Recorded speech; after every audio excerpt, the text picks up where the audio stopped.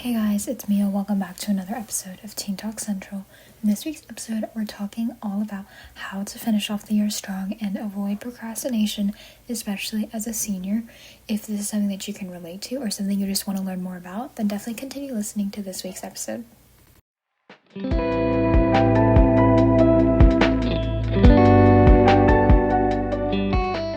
Hey guys, it's Mia. Welcome back to another episode. Thank you guys so much for tuning in.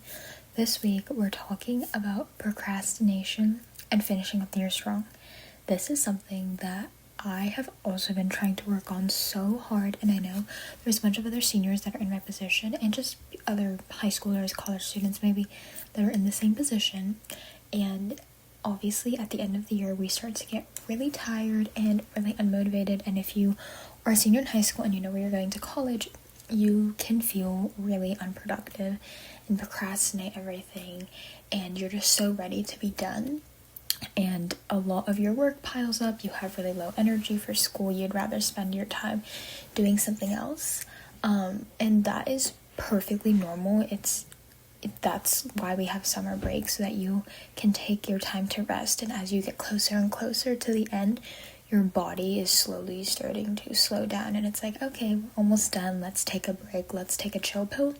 But you know you can't do that if you have finals and AP tests and all that fun stuff, maybe IB tests, and it's completely normal to have the end of the year slump, so let's not judge people who are going through that. I think what matters most is that you are motivating yourself even at your lowest point, because motivation and discipline are going to kind of get you to finish off the year super strong. We obviously tend to, depending on the person, their slump starts a lot earlier than others, and we can't be judging because I think everyone's been in that position before, or you're about to enter that position and phase, and it's definitely hard to get out of the slump. Like for me, I've had a really hard time getting out of the senioritis slump and just the end of the year procrastination, but I still have to get my work done, and I think that mentality of just having to finish up the year is the only thing that's really getting me through school, unfortunately. You might be wondering, why do we procrastinate? Why does this happen to us? It's not being lazy. I think laziness and procrastination are two very different things. When we procrastinate, we're just, there's this avoidance of stress or being overwhelmed. We would rather just not think about it than stress ourselves out, which we need to kind of learn how to not do. And I think tasks just feel a lot bigger and more lengthy than they actually are. For example, sometimes you need to do your AP Stats homework, and it's only 3 questions, but 3 questions just feels like a lot because you're looking at it and maybe there's a lot of words on the paper, but it's really not, and we make the task a lot more daunting in our heads, which then leads us to procrastinate and not want to do it, and then you end up procrastinating, and then you end up having to do it last minute. But then once you realize, oh, it actually didn't take that long, then you might be more motivated to do a lot more things at once. And that is basically kind of how your procrastination slump ends. And that's why people have certain bursts of motivation to do certain things, and then they can do 10 things that they've been holding off in an hour.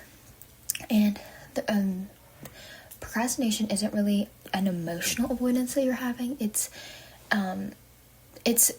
a time management kind of issue that people think they need to work on, but it's really not. It's more of a mental block and a mental road that you have to get over in order to finish all your work and to stay on track with your goals. And I think one of the biggest mistakes is that, especially people who do procrastinate a lot, they know what the high kind of feels like when you are getting all your stuff done. So a lot of the time people will wait for motivation, and motivation again comes after you start doing the thing, not before. So waiting leads to more stress because we're wondering where the motivation is, because we know we can do it and we know we can feel it, but it's not coming, and that really causes some stress in people, and then the action of wanting to feel that will end up making you have the motivation, if that makes sense. So for example, I needed to clean my room desperately today because I was trying on a bunch of clothing, and I know, first world problems, but I didn't want to clean my room, and I was just sitting and I was waiting to feel the motivation to clean my room, and then I just decided, okay, no, I have to clean my room because I'm not going to get anywhere. And then I started cleaning my room, and then, I picked up all the clothes, I put them away, I vacuumed my room, I Clorox wiped my room, I took out all the dust, and then it just kind of started rolling, and I thought, wow, this is the exact motivation that I was looking for, and look, I found it after I started. So the motivation has to start from a kickoff. The ball has to get rolling, and again, the action would then create the momentum. Another thing is that you really just have to lower the bar, especially when it comes to school. Start with a small assignment. If you need to read a 3-page article, start with that, and then just see what catches your eye next. You don't have to start with the biggest task. Some people I have talked to do say that they start with the biggest thing and then they end up with the smallest thing because they like it that way, and obviously it depends per person how you want to do it. Go ahead. But we just have to lower the bar, and obviously we don't want to overdo anything or over put priorities in place for certain things, and you just want to be able to get it over with at the end of the day. So just start with whatever you think is the easiest and then make your way all the way up to the hardest thing, but by that point it shouldn't feel as hard because you have this ball of motivation that's already rolling.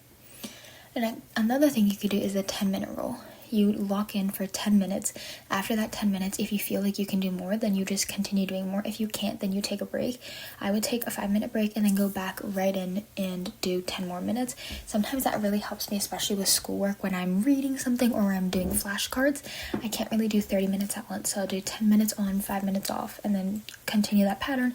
Sometimes I can maybe go 10, 15, 20, 30 minutes, and then I can take a break. But really, once you get that ball rolling, it again doesn't feel terrible. And then we just have to focus on starting. You don't have to maybe finish every single time, but you should create the habit of finishing things as well. Finishing your homework, finishing your cleaning the room, anything. But progress begins when the task does feel doable. So if you minimize and break down the task, by the end, it shouldn't feel as bad. So for example, I have to write a bunch of vocab words down and answer some questions, and doing it all at once will definitely take a lot of time because there's probably 40 vocab words. So instead of doing it all at once, I've been doing a couple vocab words a day until the due date. So then by the time it's due, I don't feel like I have to do it as much. So instead of having to do 40 vocab words and answering 5 short answer questions, I only have to do, 5 to 7 vocab words a day, and that has made it feel a lot more manageable, and I don't procrastinate as much. So those are just some ways that I have personally implemented these into my life. And a simple system that I think is applicable to anyone is just breaking the task into clear specific steps, writing it down. I think writing down things is so important, and if you don't, I highly recommend you do, because being able to visually see your plans it's so important, and it makes it easy for the human brain because you don't have to decode it. You don't have to be like, oh, did I have to do this? Did I have to do this? No, it's simply written down, and it's so nice. And then instead of doing vague plans, time block. I get a planner. I love my planner. You can literally get a planner from TJ Maxx, Target, wherever, Amazon, and having one with a time block is super nice because you can just fill out, this is when I'm going to go to the gym, this is when I'm going to study, eat dinner, breakfast. And again, they don't have to be exact, but a good guesstimated time. And another thing I would do is I would start timing how long certain tasks take you so that you then have a better way of time managing your days using your planner. So that is kind of a way that I've done that has helped me a lot, especially since middle school. And another thing is that these are habits, so you can't just do it in a day. I understand that. So you have to implement these habits slowly but surely. And then the last thing is just very obvious, I think, but removing any distractions, phones, tablets, computers, things that you don't actually need, because we can get really distracted. That's why some people work in coffee shops or in the library where there's less distractions from their home environment. So whatever works for you will work for you, but that is just what has worked for me. And at the end of the day, not every day needs to be productive, but you should aim for consistency because consistency will build habits. Just do something, not everything, but small things every day. And how to finish off the school year, just prioritize what actually matters. Spend time with people that you want to hang out with, but also get your work done and don't flunk out of school. Protect your sleep and your energy. That's really important. You shouldn't be staying up late for a guy or staying up late doing stupid things. You should be getting good sleep, working out, being your best and most confident self. And just don't overcorrect your schedule with extreme things. Don't add too many things. That's why I think a planner is really important, because you have to know how to balance your life, because once you get to college, it is all up to you and you have to prioritize and balance your own life.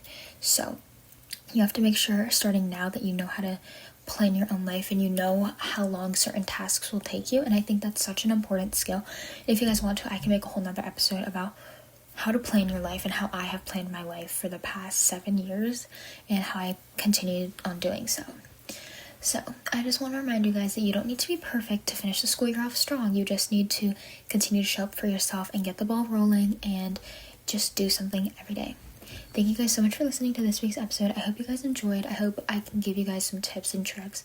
If you guys ever want to submit an episode idea or you just want to reach out to talk, I'm always here to talk to you guys, and I love you guys so much, and I will see you guys next week. Bye.